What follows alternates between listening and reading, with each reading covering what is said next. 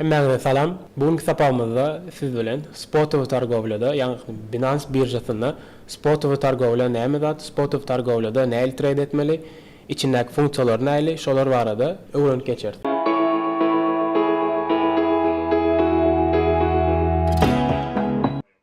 Ýani Binance birjamyzda girýäs, bu Spotow targowlasyny ilki bilen nireden tapmaly. Ýokary giren ýagdaýymyzda Targowla aşağında spot vardır. Spotu bassanız şunyalık öňüňizde akoşka çıkar. Indi bärde biziň öňümizde bir topar fanlar, düşnüksiz grafikler we şoňa meňdeşler gelýär. Bize başda näme garşalýar? Monetalar, aktivler bärde Bitcoin, USDT. Bitcoin'un şu wagtky bahasy $26.071. Изменение за 24 часа. Soňky 24 saatda ütken bahasy $510 aşağı gaýdypdyr we 2% düşüpdir.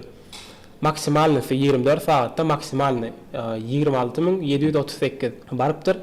Minimalnysi bolsa $26.000 barypdyr. Abiom 24 saatdaky abiom näme diýmek? Bu Bitcoin'ni abiomy. Bir günüň dowamynda, bir sutkanyň dowamynda 23.605 Bitcoin abiom bolupdyr, alınıpdyr, satylypdyr. Abiom za 24 çasa. USDT näme diýmek? USDT stable coin edil USD bilen deň.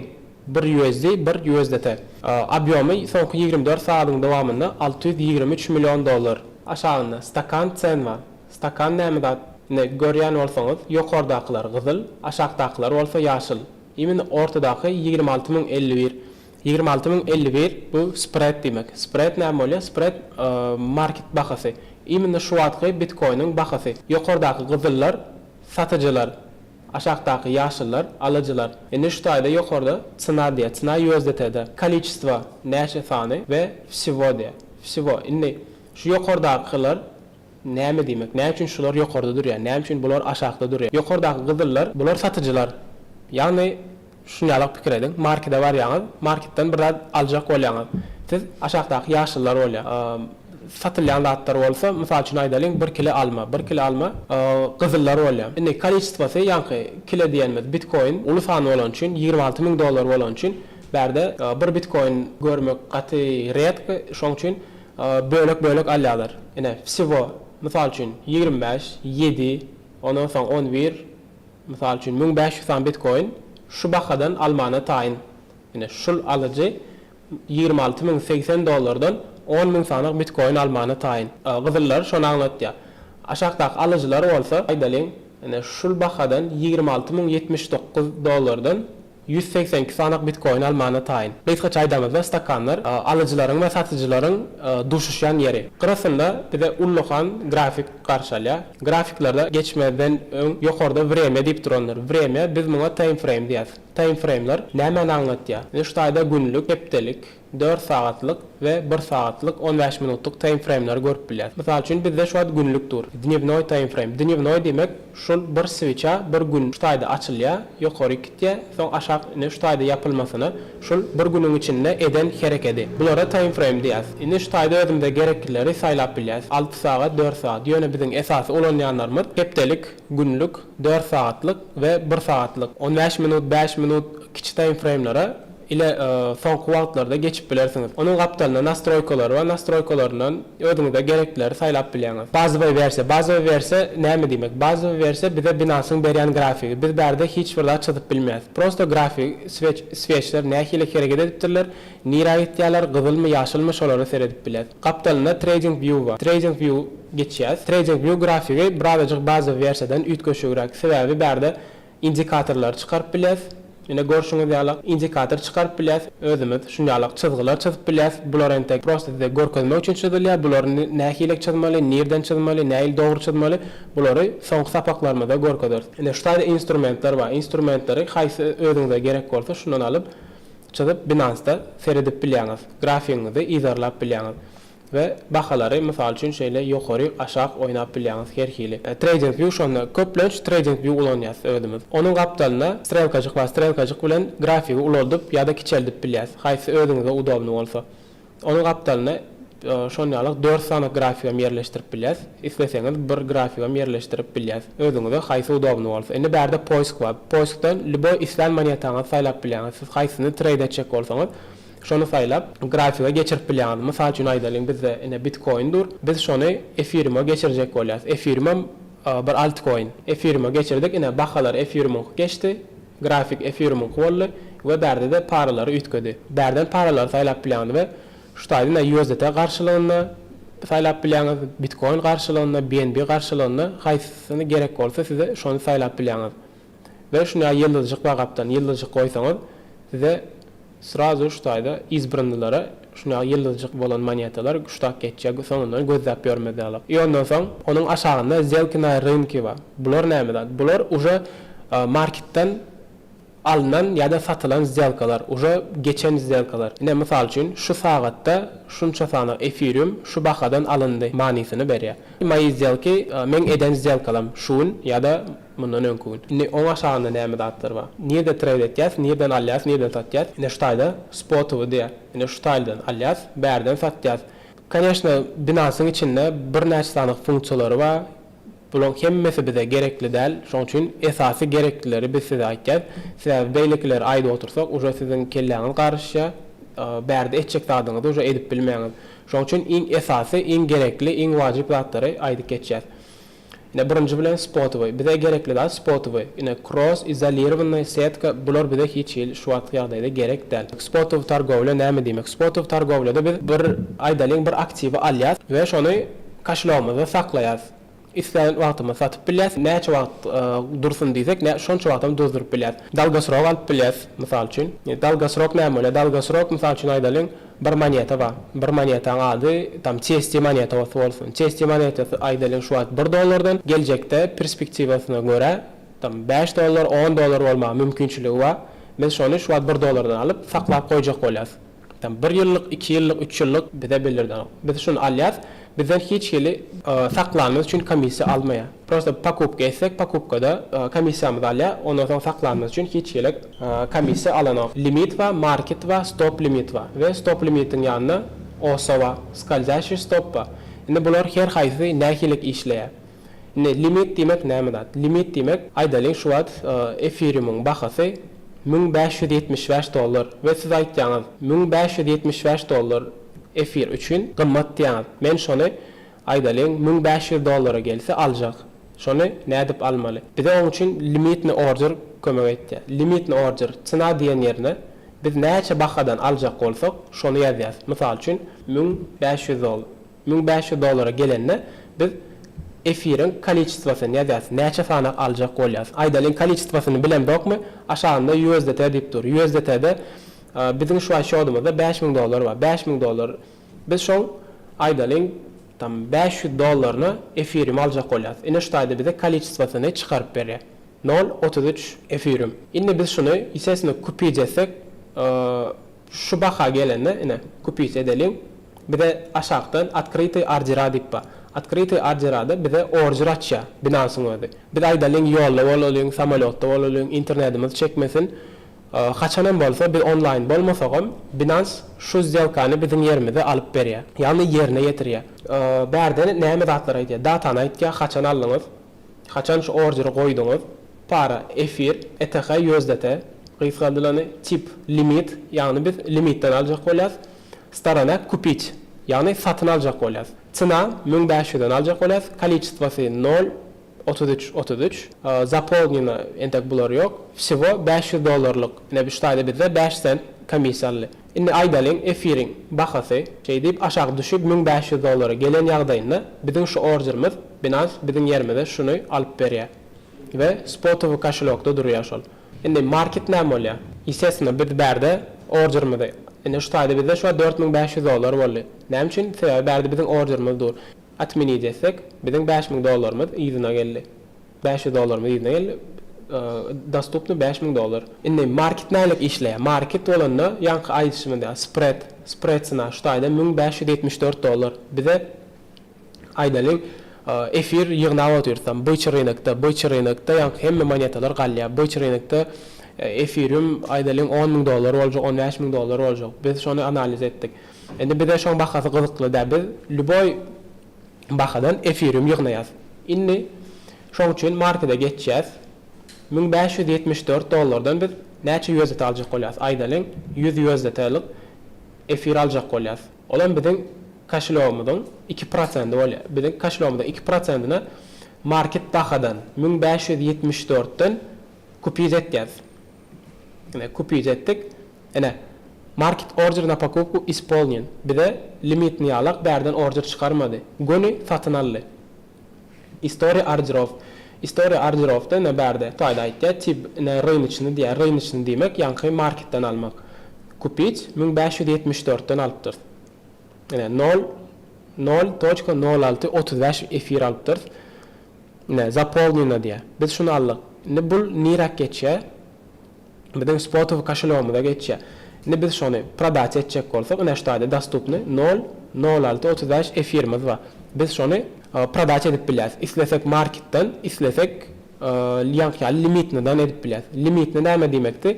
Biziň diýen bahamyza limitni order goýýas. Ony näle goýýas? Biziň 635 efirimiz bar. Biz şonu limitine geçýäs. Aýdalyň 1574-den allyk, 1800-den satjak bolýas. Bir de şo taýda çirajyk pribilimizi aljak bolýas şo taýda. $1800 satjak bolýas, 15% pribilimizi şo taýda aljak bolýas. Onda hissesini edilýän ýalyk şo taýda näçeden satjakdygymy ýazýas. 1800 aşagdanam şu pauza noktan hemmesini islesek tam 100% islesek 100%-ni, 50-sini islesek 50-sini satıp bilýäs. Prodać diýen, limitni order na продажу создан. Şoňda ýene de открытый ордер boldy. Bu wede bolsa prodać boldy. Prodać ýa-ni 1800-e gelende biz elimizdäki efirleri limitni order bilen satýas. Bulam edilýän ýaly. Biz daşarda bolaly, online dälen bolaly, samolyotda bolaly, liboy nirde bolsak bolaly. Bina şonu biziň ýerimizde, şo orderimizi ýerine ýetirýär. Limitni prodажа da şonu alak. Bunu elimizdekileri marketten prodać etsegim, gönüştaýda näçe bahadan bolsa şondan prodać etýär. Limitni bilen marketni orderlarymyz şondaly işleýär. Stop limit näme zat? Stop limit näme diýmek? Stop limit traderyň bir iň ýakyn dostlarynyň biri bolup durýar. Sebäbi sizi uly bir minuslardan goraýar. Aýdalyň biziň elimizde aktivimiz bar. Liboy efirman bolup biler, Bitcoin ýa-da liboy bir altcoin bolup biler. Biziň elimizde uje moneta bar. Käwada rynek edil biziň diýişimiz ýalyk bolmaýar. Biziň diýişimiz ýaly ýokary gitmeýär.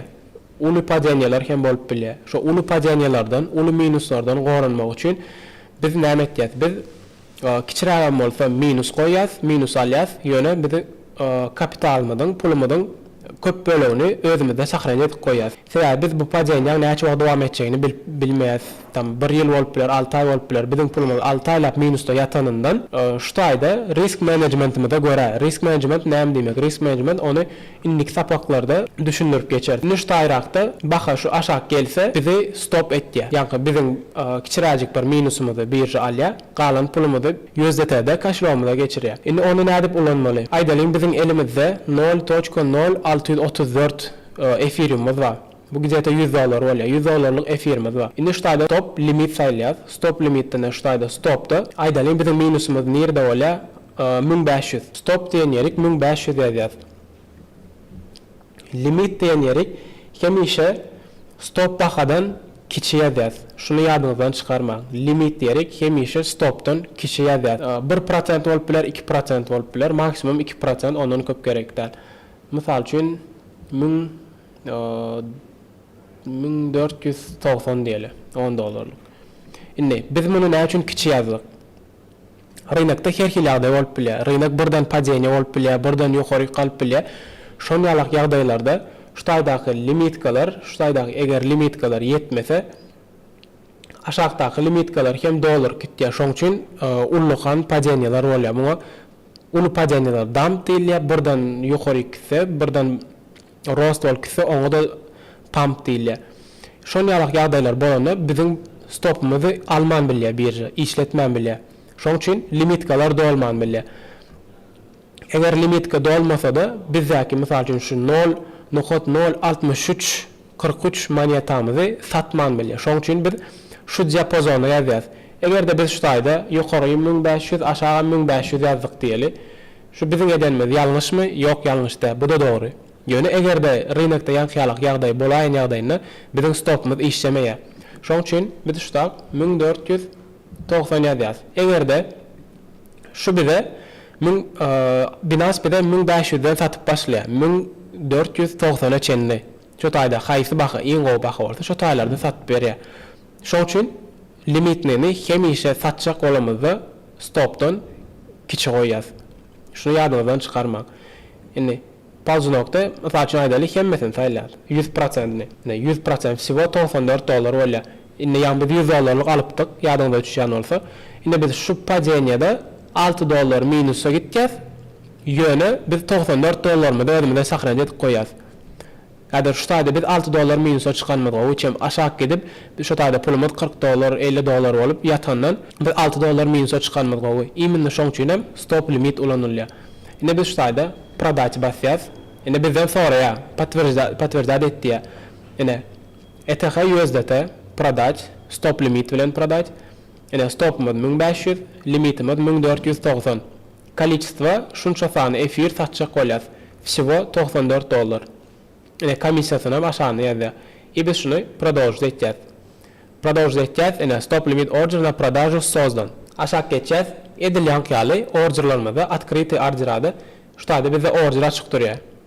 Aydalyň egerde Ethereum'un bahasy 1500-1490 $ aralygyna gelse, bizim elimizdäki Ethereum'lar hemmesi satylýar. Ine şeýdip stop limit onunlya. Ine stop limiti отложенный order näde bulanmaly? Отложенный order näme diýmek? Rynokda şunýalyk situasiýalar bolup bilýär. Aydalyň ine şu taýda bir haýba, hay demek yankı in uly DPS demek şu bakan. Ne şu hayva, şu hay neçe dolar? $1668. Biz pikir etýäs, egerde baha $1668 ýokary geçse, ýokarysyny probit etse we şu baha ýokary gitjek diýip pikir etýäs, ýokary gitjek diýip analiz etdik. Indi şonýalyk ýagdaýynda $1668 ýokarda bir отложенный order goýup bilýäs. Отложенный order 1668-de goýduk. Ýokarysyna da aydalyň 1668 ýarym. Şu baha şondan geçse biz pakup geçecek. Pakup geçeceğiz ve yukarıda satacağız. Indi şu pakupkany näde etmeli? Bir daha da şu pakupkany limitini de yazsak, limitini de şu taýda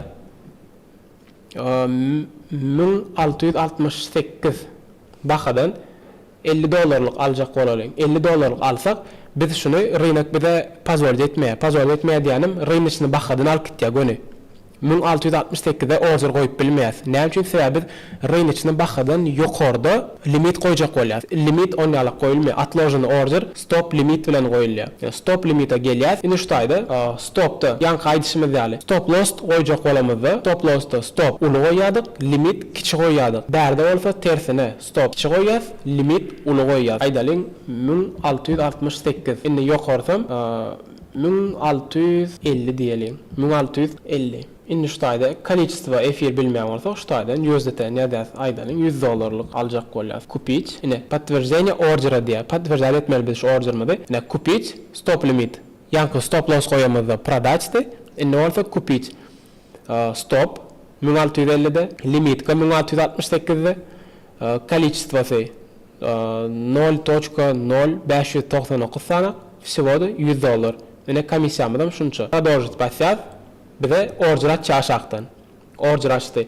Ine edilýän ýaly tip stop loss limit. Bu bolýar отложенный order diýmek. Starana kupić, естественно biz 1668'de baranna, şondan baha ýokary geçkise biz şonu kupić etýär. Количествосy da näçe sanak dollarda garşylanan ýazýar $100 we ustawy aktivasiýasy. Ine şeýdip отложенный order goýup bilýär.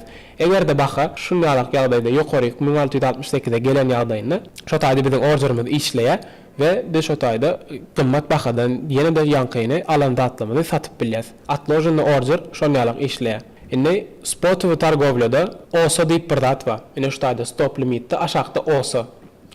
OSA stop loss'dan meter trader'ın gowdaslarynyň biri bolam. Köp trader olanlar, istesinde bize bolanlar. Indi OSA nälik işleýär? Ýanky biz stop loss aýratyn goýýardyk, ondan soň take profit'i aýratyn goýmaly. Yani take profit demek pribul alyan yerimiz, stop loss minusumuzu alyan yerimiz, fiksiruz etýän yerimiz. Indi osa näme diýmek? Osa da iki ordery bir limitkada goýup bilýäs. Ýani stop lossumuzy goýup bilýäs, bir orderda hem stop lossumuzy hem de take profitimizi goýup bilýäs. Indi biz şunu ýani helki $100 alan efirimizi 1573'ten alypdyk. Indi biz aýtýas, bärde de edişon ýaly stop limitden uly. Aýdalyň şutaýda stop dursun. 1530 stop limitimiz de birazcık aşağıdan 1500 koyacağız.